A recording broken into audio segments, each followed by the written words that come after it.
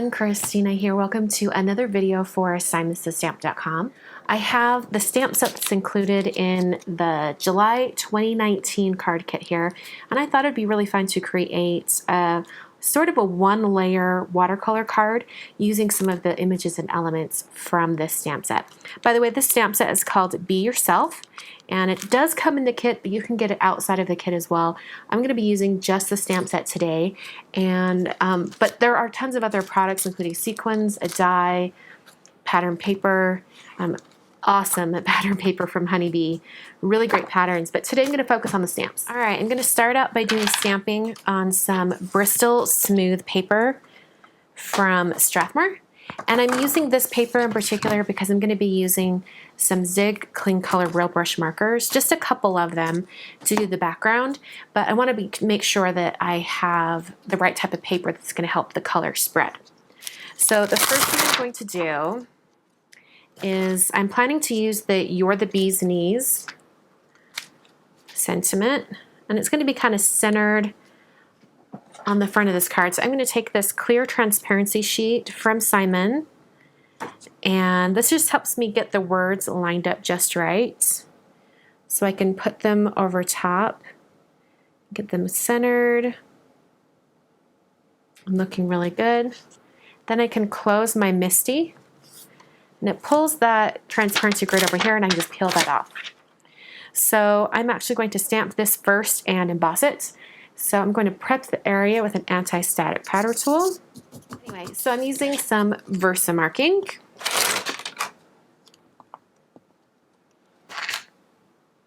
And there we go. And the embossing color I'm going to use today is GILDED from Brutus Monroe. It's a nice gold shade. I'm not going to put the embossing powder away because I'm going to do more heat embossing before I move on. I'm switching from the front to the back just to help it from warping too much. All right, so there's the embossing. I'm going to do some more stamping. This time I'm going to be using the little hexagon pattern shapes. So I might have to stamp this twice and do some creative placement of things.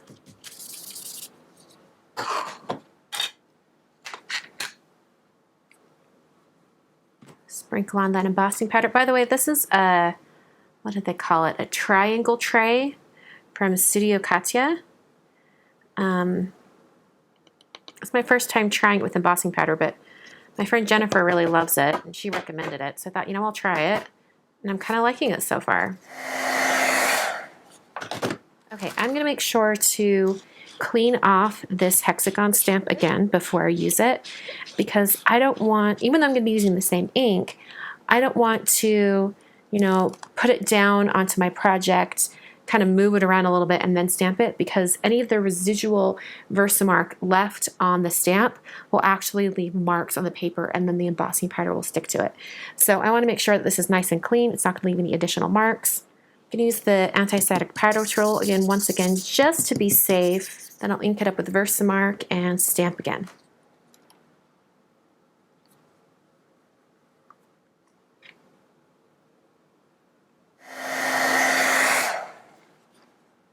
Okay, I'm liking this so far, but I think I might want to add one more of the little hexagon stamps. There's just this little grouping that I think would look great right up here at the top.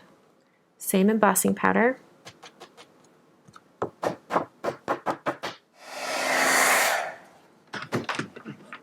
And another piece of BRISTOL, I'm going to stamp one of the little bees.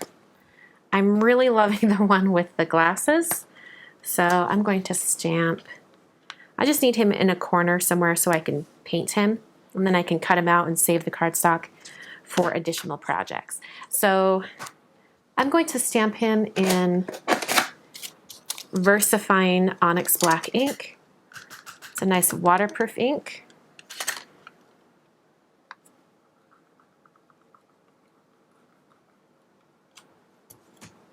Before I paint the main area of the card, I'm going to tape it to a board. And when I eventually paint the little bee. I won't tape it to a board because I'm painting such a small section, but this is the entire card front, and I'm planning to add quite a bit of water.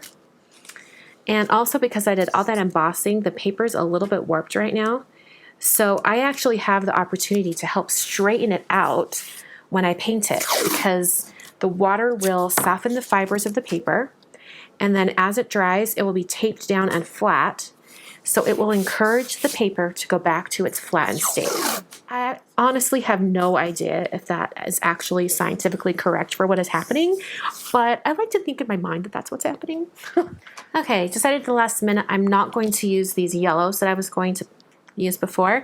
Instead, I'm going to use these two colors, which are turquoise green and light blue. I'm going to use a number 6 round brush and just a little bit of water. And I'm also going to have paper towels on hand because this could get really wet, and I want to make sure that I can like sop up any water if I need to. So I'm going to start, let's see, starting with the lighter blue, and I'm just going to like come across and do a little of this, and then immediately come in with a wet brush and kind of spread that out. I don't want the color to be super intense anywhere. In fact, let's zoom you guys in. Have some more color over here. Maybe I'll take it up in here. Just squiggling everywhere. I'm not being super precise. And then coming in with that wet brush and get the color moving. I'm going to hit this with my heat tool. I'm not going to leave it on here for too long because I don't want to melt all that embossing powder. All right, now I'm going to come in with the turquoise green, and I'm just going to do some little areas of color. And I want to move fairly quickly as I add this on because I don't want that marker color to really sit too long in one place.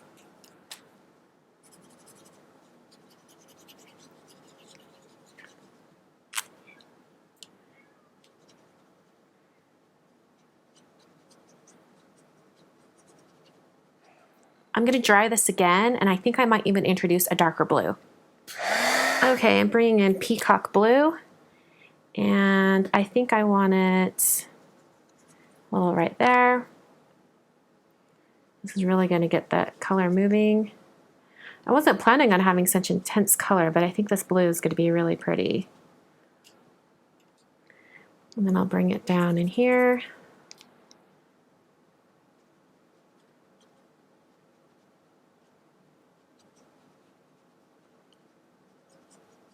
Making sure I'm hitting the grading down here enough so that that gold really stands out on top.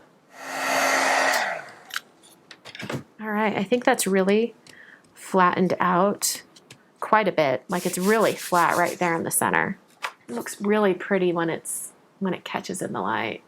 All right, I'm gonna paint the little guy right here real quick. And I'm happy that I chose to do the background in blues and greens because then I can do him yellow and black. So it'll look real great. I'm purposely going to paint him all in with all the yellows first because once I start adding the black, it'll be really hard to contain it and not have it spread everywhere. So I'm going to be super careful.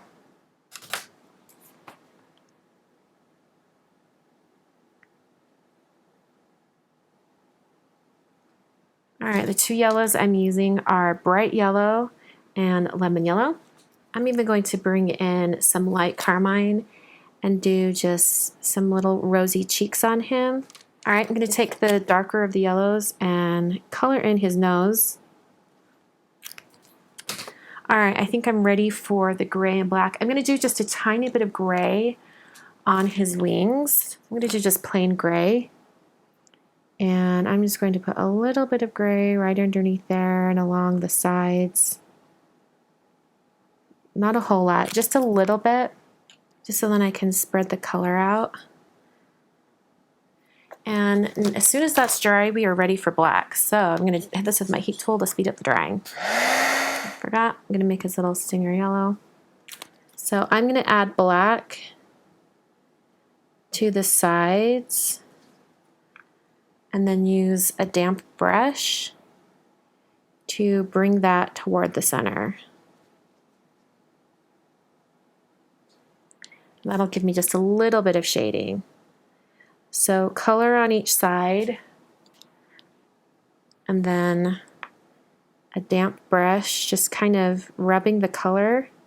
I'm going to dab off my brush to get rid of that color, and then bringing it in to meet in the center. I can always darken this up again later if I want to. All right, now here's the fun part. I get to do some fussy cutting. I'm cutting this out with a little bit of a border, just so I can keep the really skinny arms and his little antenna. Okay, so there's our cute little guy. And with this leftover Bristol paper, I'm going to take a couple of the little heart stamps, or all 3 of the little heart stamps in the stamp set. And I'll be stamping these in VersaFine. I'm going to use light carmine.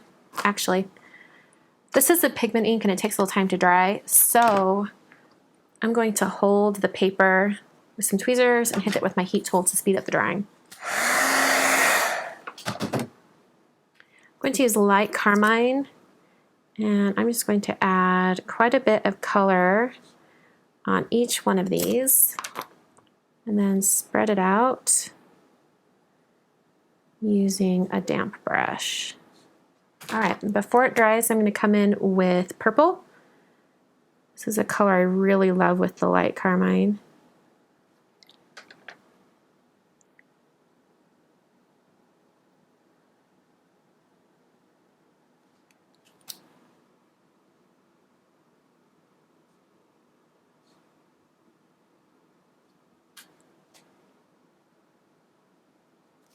So I'm peeling off the tape from the background that I stamped and painted, and then I'm going to trim it down so that it's 4 1/4 by 5 1/2 and adhere that to a card front.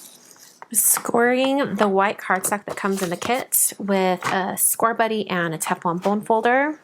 I'm also using some Tombow Extreme adhesive to adhere my watercolor panel to the card front. All right, and it's nice and flat. I think taping it down while I worked and all that really did help. Before I assemble it, I just need to cut out these little hearts. I'm going to use some little foam squares from scrapbook adhesives to adhere these, and I'm just going to cut them into smaller pieces so that I can get them on the back of this little bee a little bit better. All right, before I adhere them, I'm going to sort of get these placed where I want them to be. I think that placement will be perfect. That's the video for today. Hope you guys enjoyed. This was super fun to make. I love how it turned out. And don't forget to check out the card kit over at simonsaysstamp.com. You can pick up the full kit or just the stamp set. Either way. Thanks so much for watching, and I will see you guys in another video very soon.